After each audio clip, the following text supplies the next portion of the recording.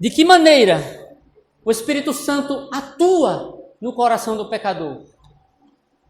Em primeiro lugar, o Espírito Santo atua no coração do pecador através do sacrifício de Jesus Cristo. O sacrifício de Jesus Cristo, ele foi a base para dar caminho para o Espírito Santo atuar na nossa vida. O sacrifício de Jesus Cristo, ele foi como uma chave para abrir a porta para o Espírito Santo entrar e começar a trabalhar na nossa vida. Veja que o texto diz: agora nenhuma condenação há para aqueles que estão em Cristo Jesus. O Espírito Santo de Deus, através de Cristo Jesus, ele nos livra da condenação do pecado. Jesus Cristo na cruz do Calvário, ele nos justificou. O que significa essa palavra justificar? A palavra justificar significa inocentar, tornar um culpado inocente. A Bíblia diz que não existe um justo sequer. Por quê? Porque todos se desviaram e afastados estão da glória de Deus. Significa dizer que todos nós estamos debaixo do pecado. Toda a humanidade está debaixo do pecado e de condenação. Então não existe nenhum justo. Mas aqueles que estão em Cristo Jesus, esses foram justificados. Nós não somos justos, mas fomos justificados por alguém que é justo. Na cruz do Calvário, Jesus Cristo nos inocentou da culpa do pecado.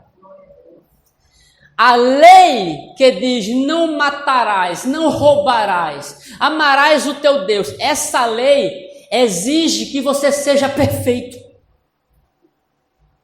Porque para perder o paraíso, só bastou um pecado de Adão, um único pecado. Significa dizer que para permanecer na presença de Deus, a condição é a perfeição. A única condição que Adão tinha para permanecer na presença de Deus era continuar sendo perfeito.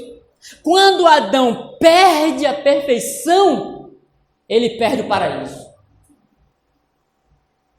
Então a lei exige que você seja perfeito. E aí vem o problema, nós não conseguimos ser perfeitos. Nós não conseguimos cumprir a lei para ser salvo. Nós não conseguimos cumprir essa condição de perfeição para chegar até o paraíso. E há uma segunda exigência da lei. A lei não apenas exige que você seja perfeito, mas ela exige que você morra. Porque a lei diz que todo pecador deve morrer. Então, se você não consegue ser perfeito, então a outra exigência vai se cumprir em nós, a morte. Então, Jesus Cristo, ele veio e cumpriu a primeira exigência. Ele foi perfeito. E satisfez a exigência do coração de Deus. E não só ele foi perfeito, mas ele morreu cumprindo a segunda exigência, que a lei exige que a gente morra, que você e eu, nós morramos. Ele morreu como oferta de sacrifício em nosso lugar. Mas ele não poderia permanecer morto. Porque só quem pode permanecer morto são pessoas imperfeitas, que têm pecado. Pessoas perfeitas que não têm pecado não podem permanecer morto. Então, obrigatoriamente, ele ressuscitou.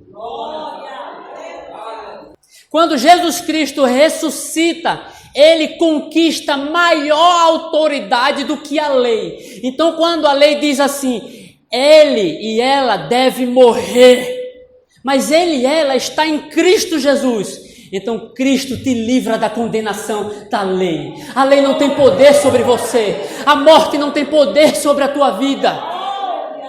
Porque Cristo Jesus apaziguou a ira de Deus. De forma que quem está em Cristo, a ira de Deus não está sobre você. Apenas o amor de Deus está sobre você. Mas aqueles que não estão em Cristo, a ira de Deus, Romanos 1, capítulo 18 diz, permanece sobre ele. E Deus tem raiva? Tem. Deus tem ira? Tem. Você ama crianças? Você ama crianças? Então você deve odiar o aborto. Odiar. Você ama negros? Então você deve odiar a escravidão. Você ama tudo que é certo? Então você deve odiar tudo que é errado. Então, se Deus ama tudo que é bom, justo, amável, perfeito, Ele odeia tudo que é errado e mal. E o problema é que tudo que é errado e mal está no ser humano. Então, a ira de Deus permanece sobre o ser humano. Mas quando este ser humano se revestia como você vestia uma camisa. Quando você reveste uma camisa da pessoa de Jesus Cristo, essa ira é desviada de você. Nenhuma condenação há para aqueles que estão em Cristo Jesus.